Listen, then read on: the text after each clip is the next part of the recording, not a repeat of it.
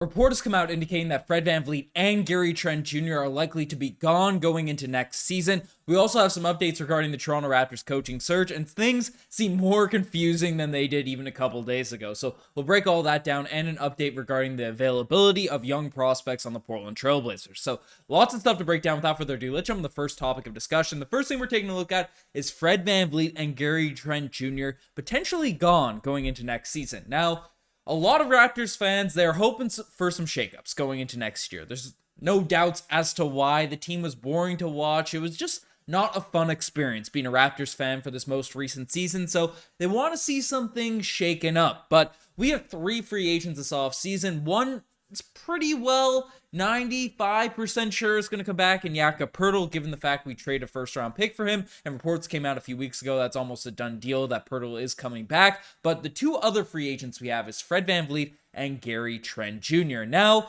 we've heard reports left, right, and center, especially regarding Fred VanVleet. Some minor rumblings about Gary, but Bleacher Report came out and basically said that that's where the Toronto Raptors come into the fray regarding the Rockets and stuff, saying the franchise is deciding on its direction, and many around the league believe that Fred VanVleet and Gary Trent Jr. will not return, as both have player options. Pascal and OG Anunoby heading into the final years of their contracts, but either the Raptors recommit fully to this group, the team that doesn't have a head coach yet, or they go in a different direction entirely.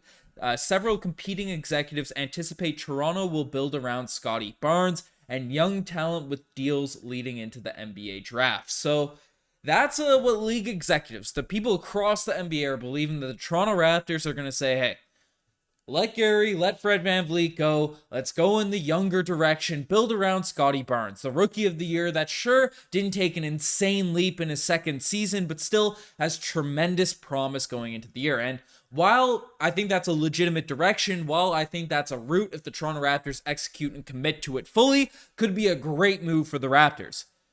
If we're building, my question is, if we're building around Scottie Barnes, if that's the route we're going to go towards, Scottie Barnes is still not an elite level shooter, right? He's not a guy that's going to be, he's not horrific. He's not Ben Simmons from behind the 3-point line, but he's not someone you're going to go and say, hey, Scottie, go knock us down a few threes come crunch time or something like that. Right, Scottie Barnes is more of a slasher, more of a facilitator, Giannis-esque in play style, right? Going to the rim, slashing, passing out. So the Raptors had notoriously a lack of shooting last season. And even though the percentages are kind of all over the place, like Gary Trent Jr. this most recent year, 17 points, 37% from the 3-point line, which for a wing shooter could be a little bit better, but still one of the better shooters on this roster. And you look at Fred VanVleet's stats as well, on a team that didn't have a lot of shooting, right? Fred VanVleet, 34%, knocked down a bunch of threes, giving up our 2 main shooters in the backcourt to go in a direction of building around Scottie Barnes.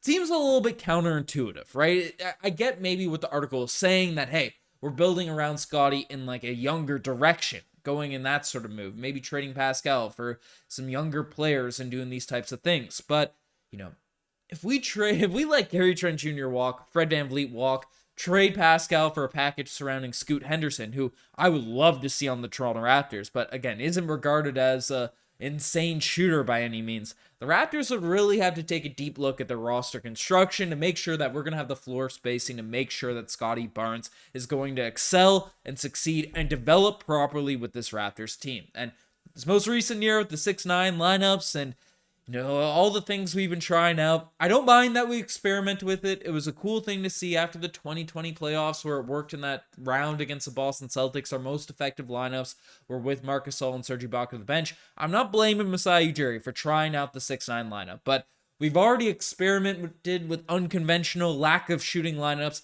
Get some shooting around Scottie Barnes. And if we let Gary Trent Jr. and Fred VanVleet walk, that need is going to be exceedingly higher and higher and higher, because we're losing a lot of shooting with those 2 guys going, and also some playmaking, because Lord knows we can't have just Malachi or Delano Banton running the show going to next season unless they take some insane leaps up. So let me know what you guys think about all that reports of Fred VanVleet and Gary Trent Jr. walking.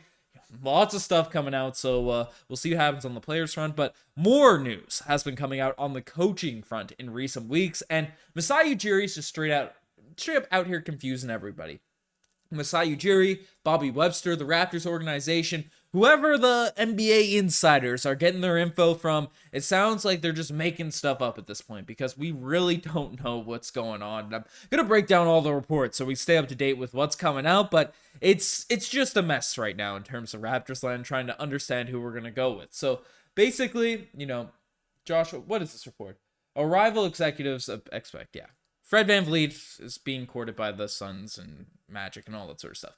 Not worried about that. We're talking about the coaching. But Josh Bloomberg put it well, saying that today marks the 7 weeks since Nurse was fired and the Raptors began their coaching search. Sense is that a decision is coming soon, but very hard to find any consensus on what the decision will be. I asked 4 league sources and they all viewed and who they viewed as the front runner, and they gave 4 different names. So Josh Bloomberg's out here trying to get us some info, trying to get us an update, and all the insiders are basically saying, hey, they're going in this direction, that direction. So no insights there in terms of who's the true favorite. I mean, we've heard coaches be in the running, out of the running. Jordi Fernandez being knocked out of candidacy, and then Mark Stein saying he's still one of those front runners. So that happened, and then the big name that has been brought up in this past week has been Sergio Scariolo from Italy, right? Our former assistant coach.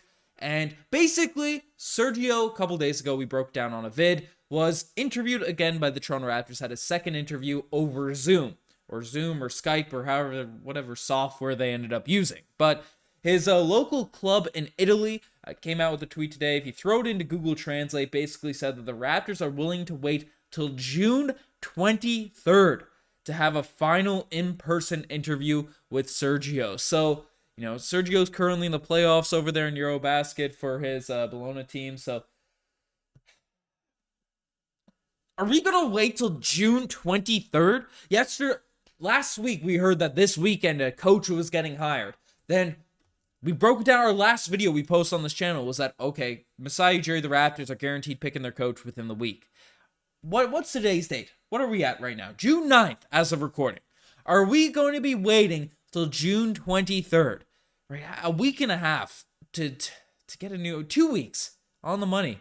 I don't know. That's ridiculous, right? Masai Ujiri, the draft's coming up. We have to figure out a direction going into this draft. We can't be without a head coach going into the NBA draft. That's just my opinion. That's my take. But, as Josh Bloomberg put it, it's been 7 weeks since we've fired Nick Nurse. We still don't really have any clue in terms of who's going to be that coach, who the finalists are, right? Things are getting more and more murky as time is going on. And now we have another name getting thrown into the candidates race as basically saying that because established relationships and ties, I'm told that the completion of some NBA coaching staffs is being held up until they learn whether or not Charles Lee will get the Toronto Raptors head coaching job. So, this guy was brought up earlier in the discussions, earlier in the talks, and was kind of just not discussed whatsoever in the past 3 weeks. But Charles Lee was an assistant coach for the Milwaukee Bucks before Mike Budenholzer got fired. I'm not sure if he's still going to stay on Adrian Griffin's new staff if he doesn't get a job with the Raptors. But